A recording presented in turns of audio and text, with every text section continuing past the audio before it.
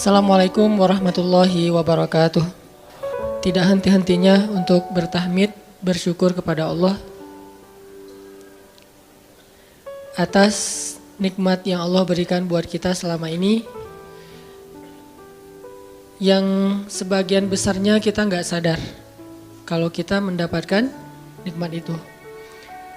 Di antara nikmat yang sering kita nggak sadari itu adalah nikmat Allah menyelamatkan kita dari banyak kerugian.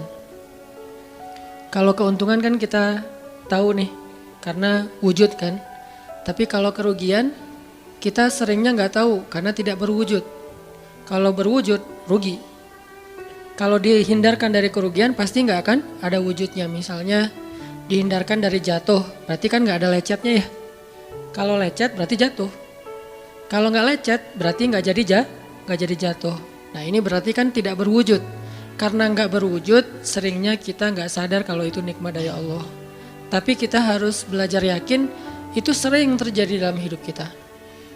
Baik itu lecet fisik ataupun lecet hati. Berarti karena kalau udah kerasa di hati kita kan berarti ada masalah nih. Kadang-kadang Allah menyelamatkan kita dari kekecewaan, dari marah, dari sakit hatinya.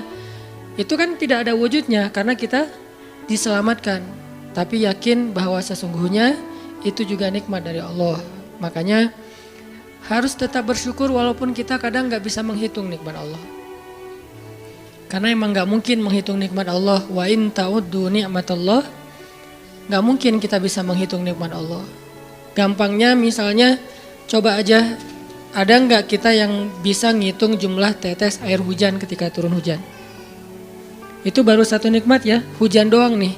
Bisa gak ngitung berapa tetes air hujan yang jatuh ketika kita lagi musim hujan? Atau sekali hujan aja nih, setengah jam berapa tetes? Gak ada yang bisa ngitung. Itu aja gak sanggup, apalagi nikmat-nikmat yang lebih besar. Nah jadi tetap walaupun kita gak sadar nikmat Allah apa, tapi kita pakainya bukan cuma dengan logika. Hidup saya kayaknya gini-gini aja logikanya nih. Tapi kalau kita beriman sebetulnya nggak gini-gini aja. Hidup kita tuh harusnya lebih parah dari ini nih. Hidup kita tuh harusnya banyak masalah. Cuman sebagian besar masalah udah Allah hindarkan. Udah Allah selamatkan kita dari masalah-masalah itu. Cuman dikasih sebagian kecil sebagai pengingat buat kita. Kadang-kadang kalau nggak dikasih masalah sama sekali kita suka jauh dari Allah. Kan Allah kangen. Di antara hadis kangennya Allah kepada kita tuh, Allah kalau kangen kepada hambanya dikasih ujian. Hamba yang kayak gimana? Hamba yang kalau gak dikasih ujian gak deket sama Allah. Sehingga kalau Allah kangen sama kita, yang gak deket sama Allah nih, suka lupa sama Allah, Allah kasih kita ujian. Tapi ujian yang dikasih juga ujian yang insya Allah masih ketahan sama kita.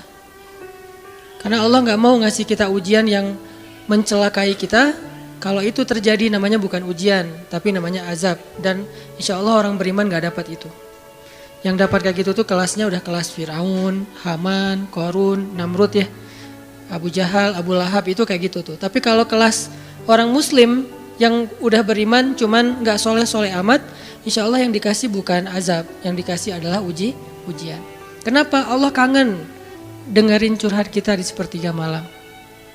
Allah kangen ngeliatin kita menangis dan manja kepada Allah. Allah kangen kita bangun tengah malam atau sepertiga malam berdoa kepada Allah. Allah kangen kita berdiri dan sujud dengan waktu yang lama.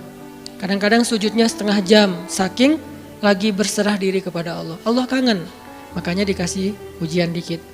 Tapi ujian yang dikasih ke kita tuh sedikit dibandingkan yang Allah hindarkan dari kita. Tapi mana buktinya dihindarkan? Kalau ada buktinya namanya gak dihindarkan. Kalau sudah wujud namanya kena. Kalau gak kena pasti gak ada wujudnya. Terus gimana kita tahu? Kita mungkin gak tahu, tapi kita bisa meyakininya, iman.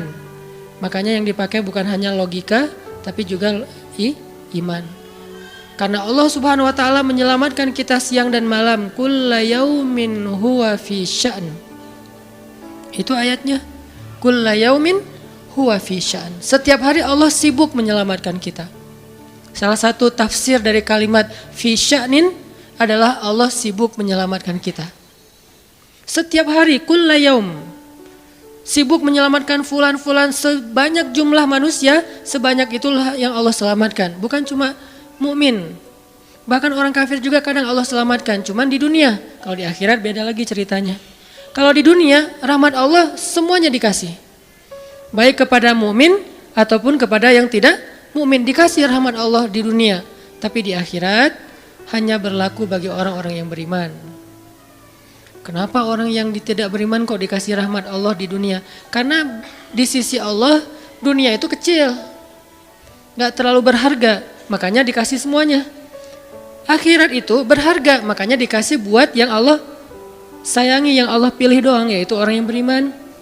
Jadi jangan sampai kita berpikir Allah tuh kayaknya gak fair, kok orang gak beriman dikasih rahmat di dunia? Karena dunia itu gak terlalu berharga di sisi Allah. Seandainya dunia itu ada harganya walaupun sebelah sayap nyamuk, gitu kan hadisnya, gak akan Allah kasih itu dunia kecuali kepada orang beriman. Tapi berhubung lebih ringan daripada sebelah sayap nyamuk, dikasih kepada semuanya. Ibaratnya kalau kita ngasih kayak ngasih lagi jalan gitu ya, naik angkot misalnya, naik angkot terus sama istri nih naik angkot berdua. Terus pas turun angkot, harga angkotnya tuh misalnya 3.000, udahlah kasih aja 5.000. Karena 2.000 yang kita kasih, nggak mungkin istri kita komplain, kemarin aku minta nggak dikasih, nggak akan mungkin kan? Kenapa? Cuma 2.000. Tapi coba ngasih 100.000, beda tuh. Karena dia sesuatu yang ringan, maka tidak perlu komplain. 2.000 doang, saya juga dikasih lebih dari itu. Harusnya kita sadar bahwa dunia itu 2.000-an. Dunia itu cuma 2.000-an. Gak terlalu berharga lah. Walaupun tetap butuh. Gak berharga juga butuh. Sehingga ketika ada orang yang tidak beriman dikasih 2.000-an kayak gini, kita yang beriman jangan sirik. Mending saya gak beriman kalau kayak gitu. Ternyata gak beriman juga dapat tuh banyak. Gak banyak, cuma 2.000-an. Dan kita mah dikasih lebih banyak dari itu. Cuman yang dilihat 2.000-nya, bukan yang ratusan ribunya. Ini artinya teman-teman, yuk kita tetap belajar bersyukur kepada Allah. Walaupun kita gak sadar nikmat Allah itu apa. Kita gak bisa ngitung dengan logika kita. La tuhsuha, gak mungkin bisa dihitung dengan logika. Tapi kita masih punya logika iman. Yang kita yakin, kulla yaumin huwa fi sya'n. Setiap hari itu Allah ngasih nikmat buat kita. Setiap hari itu Allah menyelamatkan kita dari banyak masalah. Setiap hari. Bukan pernah tuh dulu gua nyelamatin lo, enggak. Setiap hari diselamatin. Kita ada orang yang kadang-kadang nyelamatin kita dari satu musibah, itu kan berjasa dan kita kayak ngingat seumur hidup kan ya. Dianggap kayak orang yang paling berjasa dalam hidup kita. Dulu hampir putus gara-gara dia nggak jadi putus gitu. Nyambung lagi dalam bentuk yang halal misalkan ya. Berarti kan dia paling berjasa nih. Kalau nggak gara-gara dia nih udah putus tuh. Kalau nggak gara-gara dia udah cerai nih. Alhamdulillah gara-gara si fulan, gara-gara ustadz itu, gara-gara teman saya, gara-gara orang tua, kita yang tadinya hampir bercerai, nggak jadi bercerai kan dia berarti berjasa banget dalam hidup kita, menyelamatkan rumah tangga. Allah menyelamatkan kita dari yang kayak gitu-gituan tuh kulla yaum, setiap hari. Kalau yang belum menikah, setiap hari Allah menyelamatkan kita dari zina. Apalagi kita hidup di zaman fitnah. Apalagi kita hidup di kota besar kayak di Bandung, yang fitnahnya mungkin lebih besar daripada di desa. Dengan mudah kita bisa terjerumus ke dalam dunia-dunia yang kayak gituan. Mudah banget. Tapi setiap hari diselamatin, besok diselamatin lagi, lusa diselamatin. Walaupun seringkali Allah pengen nyelamatin kita, kitanya aja yang kekeh gak mau diselamatin. Udah jatuh, Allah selamatkan dari apa? Dari makin terpuruk. Kadang-kadang kan jatuh ketiban tangga nih. Jatuh doang gak ketiban tangga. Allah selamatkan. Kalau nggak diselamatkan 100%, minimal diselamatkan sebagiannya. Supaya kita nggak benar-benar hancur. Itu sering. Yang pernah merasakan masa-masa kelam di masa lalunya, harusnya kan ketika kita dulu kayak gitu, kita mungkin udah mati kali ya.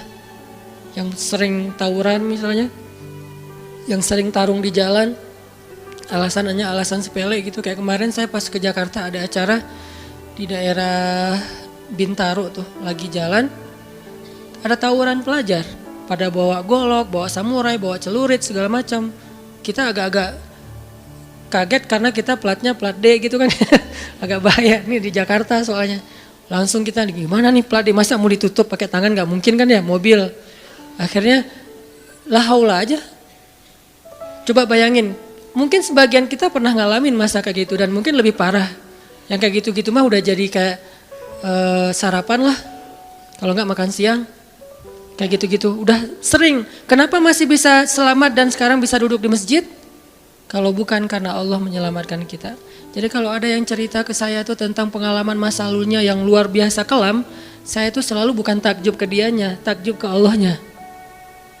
Bukan takjub karena dia bisa berhijrah, takjub karena Allah masih menyelamatkan dia dan menghijrahkan dia. Sehingga ketika dengar cerita kayak gitu, yang kita ucapkan adalah Masya Allah, Alhamdulillah.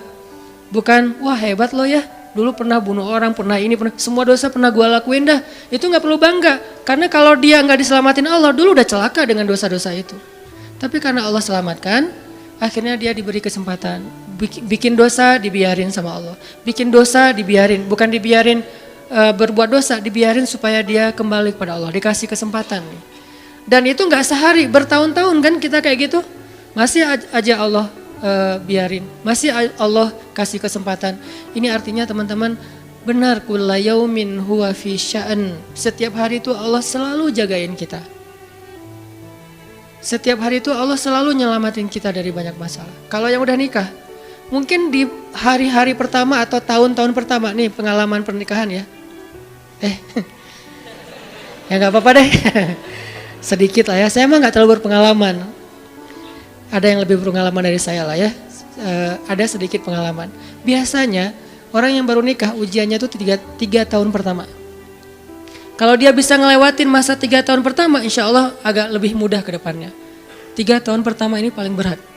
Apalagi kalau dia nikahnya, alhamdulillah gak pacaran. Kalau pacaran kan ujiannya udah sebelum nikah udah banyak ujian ya. Pas udah nikah ya udah selesai. Bukan udah selesai ujiannya, udah gak ada yang perlu udah hambar aja. Udah plan ya. Pernah gitu Ustaz? Enggak sih. Untung ya, untung. Alhamdulillah gak pakai pacaran. Soalnya yang pacaran diputusin melulu. Jadi yang udah pacaran lama, pas udah nikah, kita mau ngapain lagi ya? Kayaknya udah semua ya. Oh iya, udah semua. Bulan madu dari dulu juga udah sering. Kan udah agak-agak plan gitu kan. Tapi kalau yang belum nikah, belum pacaran, nikah nih. Jadi kayak benar-benar baru pacaran, cuman ada konsekuensi lain yang mungkin ini jadi kayak semacam ujian lah biar sabar. Masa-masa adaptasi, masa-masa saling mulai mengerti, oh ternyata kamu tuh kayak gini dan segala macam. Apalagi kalau baru nikah langsung LDRan kan berat banget tuh. Nikah LDRan, pacaran LDRan aja berat. Bener gak sih? Nggak ngaku Pacaran LDRan aja berat, apalagi nikah LDRan. Kenapa? Pacaran itu kan masih banyak pantangan. Nikah kan udah masih banyak ibadahnya. Tapi nggak boleh ibadah, coba gimana? Nggak sengsara tuh, merana kan? Harusnya boleh tapi nggak boleh. Yang tadinya nggak boleh aja sengsara, apalagi udah boleh. Nah ini artinya setiap hari dalam tahun-tahun pertama pernikahan kita bisa aja mengatakan, udah deh, saya talak kamu. Apalagi laki-laki. Kalau nggak sabar dikit keluar kata-kata talak. Kalau udah keluar nggak bisa ditarik lagi tuh. Karena kalimat itu walaupun guyon tetap kena kan. Guyon aja kena apalagi serius. Enggak usah, saya waktu itu lagi dikuasai amarah. Emang ada yang cerai dalam keadaan nyaman? Kita talak yuk gitu. Nggak ada kan. Yang namanya cerai pasti marah tuh. Jadi nggak ada istilah gara-gara marah terus talaknya nggak berlaku, nggak. Maksud marah yang nggak berlaku talak itu kalau sampai hilang akal. Tapi rata-rata kita masih berakal sih walaupun marah juga. Karena ada orang yang marah tuh kemudian dia jadi kayak orang yang gila gitu gara-gara marahnya itu hilang akal. Tapi kalau masih berakal, masih mukallaf, masih bisa berpikir, ya namanya cerai nggak ada yang nggak marah.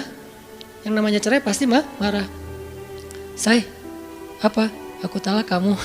Gak ada, udah talak manggilnya say. Udah gitu pakai emoticon yang love gitu. Tapi talak kan agak-agak klise ya.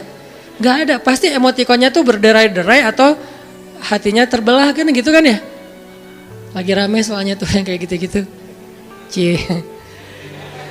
Ini artinya bahwa yang namanya talak nggak ada nyamannya. Pasti lagi marah dan tetap berlaku teman-teman. Kalau nggak Allah membimbing lisan kita, mungkin hari kedua udah talak tuh. Kalau Allah nggak membimbing hati kita, mungkin bulan pertama udah talak. Berarti kulla yaumin huwa fi sya'an. Sebetulnya kalau dengan logika iman, harusnya kita yakin setiap hari itu Allah pasti nyelamatin kita setiap hari. Cuman karena udah diselamatin jadi nggak ketahuan. Kalau nggak diselamatin ketahuan. Tadi mau jatuh di jalan nih, naik motor nih, mau keserempet harusnya jatuh, tapi nggak jadi keserempet.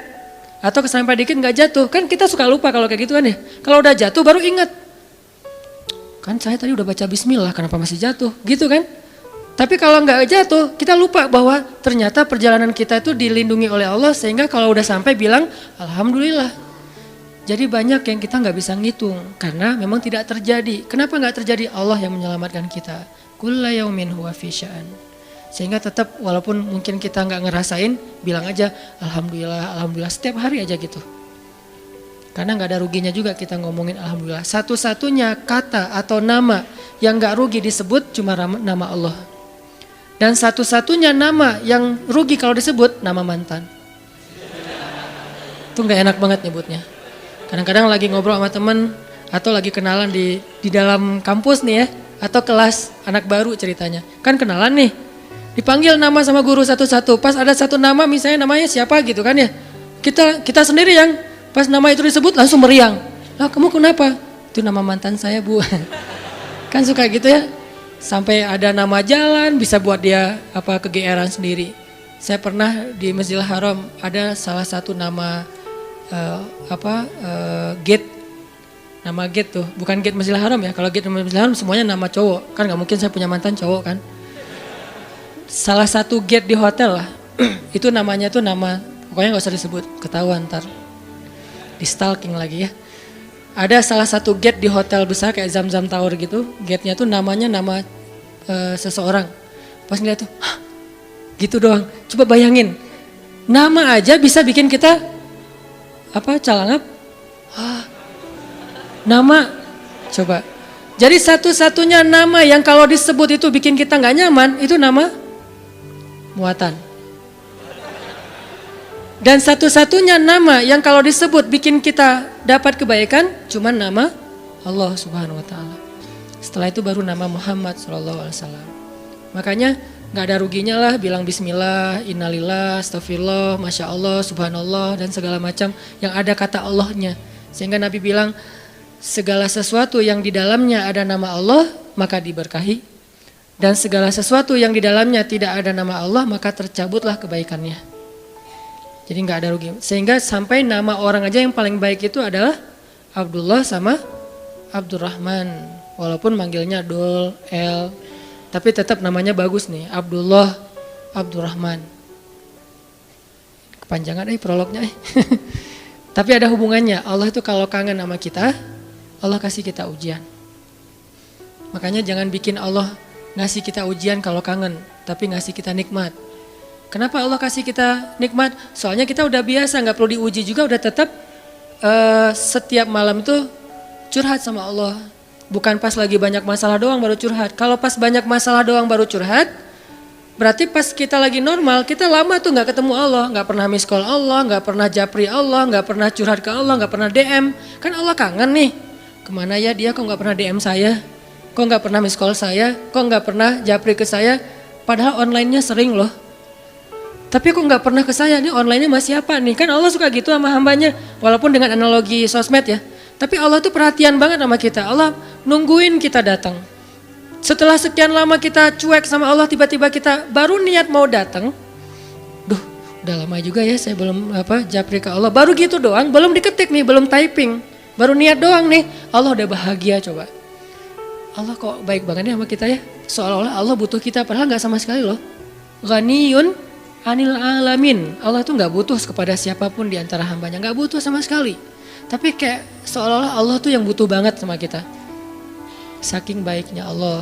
Allah itu raufun, rahimun, karimun, jawadun. Apalagi latifun. Nah latifun Allah tuh. Sangat pengen dekat sama hambanya, itu Allah. Udah lama pergi nih, sibuk dengan semua orang di Japri, semua orang dia chat sampai tengah malam chat sama orang lain, tapi Allah nggak pernah di Japri. Allah tungguin. Kalau manusia mungkin kita bisa nyebutnya kayak kesepian gitu, tapi Allah kan nggak mungkin kesepian, tetap aja Allah nungguin seperti orang yang kesepian, saking kangennya sama kita coba. Begitu kita ada masalah datang ke Allah, Allah nggak bilang giliran sekarang aja lo datang, nggak kayak gitu Allah. Langsung Allah dekap, langsung Allah, ada apa hambaku?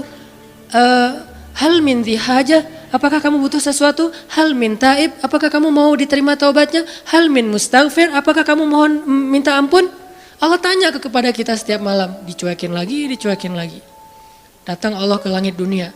Harusnya kan Allah suruh aja malaikat ya, malaikat kasih tahu ke dia supaya berdoa. Enggak, Allah yang langsung turun. Ibaratnya Allah yang ngejapri kita, enggak dirit juga. Setiap malam japri, setiap malam enggak dirit. Padahal online-nya, lasinnya tuh per setiap jam bahkan setiap menit dia online terus.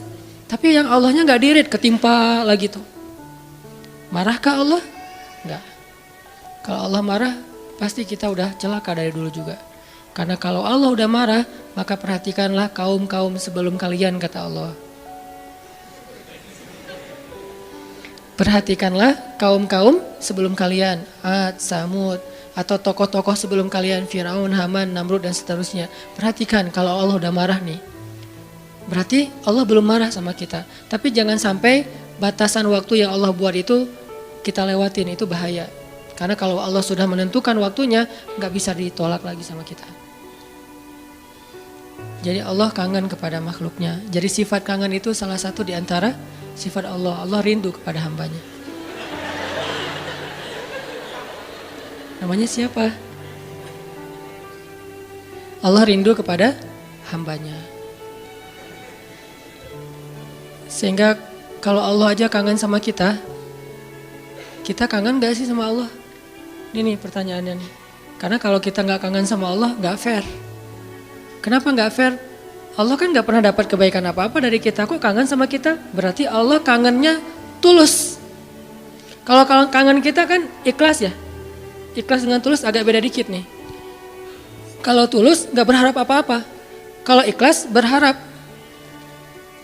Kalau ikhlas itu berharap. Cie. Sampai anak kecil juga ya, subhanallah ya.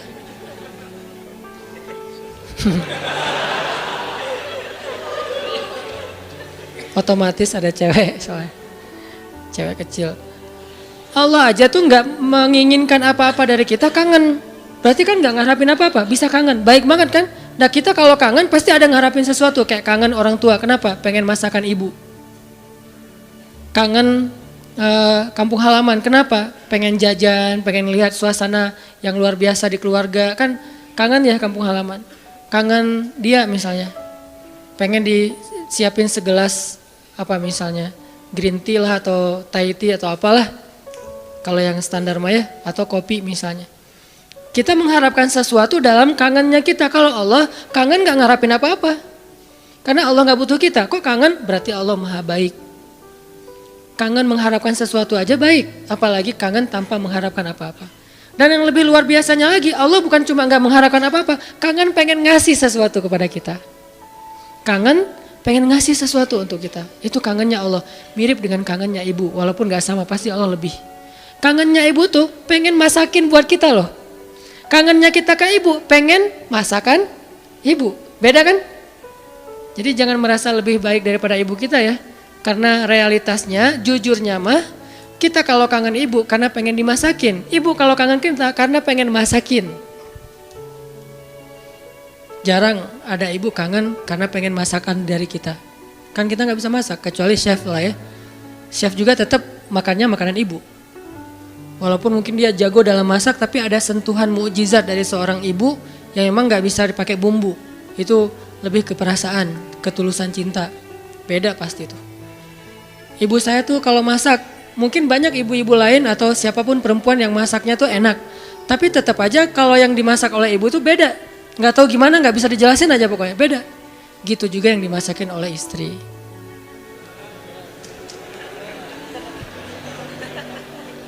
Gak pernah ngerasain gak apa-apa. Sabar ya. ibu aja dulu lah puas-puasin ya. Karena ibu tetap aja seseorang yang luar biasa. Allah tuh kayak gitu, analogi cinta Allah kepada kita, walaupun gak sama persis tapi minimal ada analoginya. Kayak ibu kepada anak. Allah tuh kangen sama kita bukan karena pengen sesuatu dari kita, tapi karena pengen ngasih sesuatu untuk kita. Kok bisa gitu? Ibu aja bisa, apalagi Allah. Padahal ibu kan manusia yang punya banyak kekurangan. Kadang dia capek, kadang dia juga lelah, kadang dia butuh harta dan segala macam. Namanya ibu kadang-kadang butuh, kayak saya lagi di Mesir tuh telepon ibu saya, "Mak, butuh apa?" Ini di rumah kalau bulan Ramadan kan bentar lagi bulan puasa, orang Aceh nyebutnya bulan puasa. Bentar lagi kan bulan puasa, di rumah nggak ada es, masa harus beli terus ke tetangga, nggak enak. Menjelang berbuka pas lagi ngabuburit datang ke rumah tetangga, "Bisa nggak beli kulkas?" "Boleh mak, boleh" gitu. Nggak pernah saya ngerasa, mak nggak kangen sama saya, kangennya kulkas. Nggak kan? Walaupun ibu kita manusia, tetap aja kangennya lebih tulus daripada kangen kita. Kenapa ibu pengen beli kulkas? Bukan buat dirinya, buat adik-adik. Karena adik-adik itu kalau buka puasa pasti wajib mereka mah minumnya yang dingin misalnya. Nah ibu gak suka minum dingin. Ibu sama ayah gak suka minum dingin. Ayah saya pasti buka puasanya kalau gak rokok ya kopi. Sebelum buka puasa tuh 1 bungkus tuh udah di depan rokok sama kopi. Udah itu aja tuh, gak ada ribet-ribetnya. Mungkin gak bisa ninggalin ya karena dari udah sekian lama. Katanya sih rokok sebelum sekolah dulu teh. Jadi belum sekolah ngerokok dulu baru sekolah. Orang dulu lah ya. Sampai saya dulu pernah waktu kecil tuh diajarin ngerokok sama ayah saya. Untungnya saya sesak nafas, akhirnya nggak bisa nerusin warisan dari ayah saya. Kan dulu mah suka nonton Dunia Dalam Berita gitu kan, masih TV hitam putih dunia. Ketahuan usianya. Dunia Dalam Berita, pasti banyak yang nggak tahu Dunia Dalam Berita itu apa. Anak zaman now lah. Dulu tuh ayah saya ngerokok sambil nonton Dunia Dalam Berita. Terus tahun sekali G30 SPKI kan nonton. Saya di sebelahnya. "Ya, coba dong." Wes. Jadi kita kompak tuh berdua tuh. Wes. 1 batang berdua, sisanya 1 bungkus sendiri dia. Jadi bukan karena pengen minum air dingin ayah dan ibu saya beli kulkas, justru buat adik-adik. Berarti tetap aja tulus. Terus, "Mak butuh apa?" Nih adik-adik belum sekolah. "Mak butuh apa?" Nggak pernah minta untuk dirinya sendiri. "Mama nih mau lebaran gak ada baju baru." Nggak pernah, pasti untuk adik-adik. Kenapa nggak untuk saya? Mungkin dianggap saya udah mampu sendiri, udah mandiri, jadi udah nggak perlu dikasih-kasih. Artinya dalam cerita ibu kita bisa melihat kebesaran Allah. Kalau ibu aja yang penuh dengan kekurangan bisa setulus itu, apalagi Allah. Ibu bisa kangen kepada kita karena pengen masakin buat kita. Allah kangen kepada hambanya karena pengen ngasih nikmat untuk hambanya. Allah kangen kepada pendosa karena pengen ngampunin dosa-dosa dia. Kenapa gak diampunin aja? Karena dia gak datang. Kenapa gak dimasakin aja? Ngapain dimasakin, orangnya gak ada, kan gitu kan? Katanya ibu kangen, tapi kok gak masak masakan kesukaan aku? Lah kamu masih di Bandung, ibunya di Jawa, ya gimana yang masakin, siapa yang makan basi? Nah ibu gak makan spesial itu, sehari-hari paling makan nasi putih, garam sama telur ceplok. Kalau enggak juga cuma cabai. Saya waktu kecil makanan favorit saya itu nasi putih, garam, cabai. Itu aja dimakan, enak banget tuh. Sesekali makan telur di dada, diceplok, itu juga tunggu dari kandang ayam. Karena kita nggak beli telur, tapi ibu tuh nernak ayam di belakang. Setiap pagi saya periksa, pinggir loh, ngeliat telur loh gitu. Si ayam-ayamnya dipinggirin. Oh nggak ada, kurang produktif.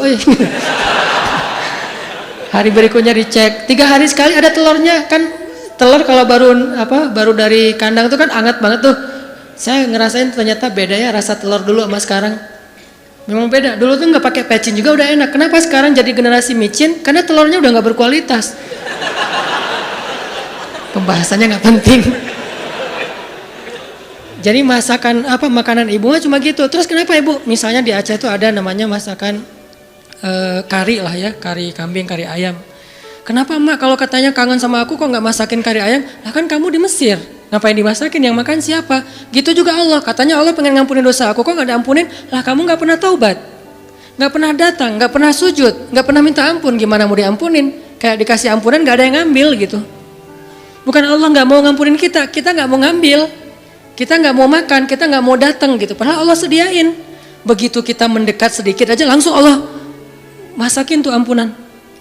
Langsung menunya yang paling enak, kalau analogi ibu tadi masak. langsung disediain untuk kita. Disediakan dengan sangat istimewa buat kita ampunan Allah. Apa istimewanya? Lengkap. Lengkap gimana? Dosanya, semua dosa diampuni. Semua dosa tuh ada tuh. Dosa A, B, C, ampuni semuanya. Taubat diterima dengan seolah-olah kita tuh udah orang paling suci. Kan orang yang paling suci itu orang yang baru bertaubat kan? Orang yang paling suci itu orang yang bukan banyak amal soleh. Itu orang yang paling banyak pahalanya.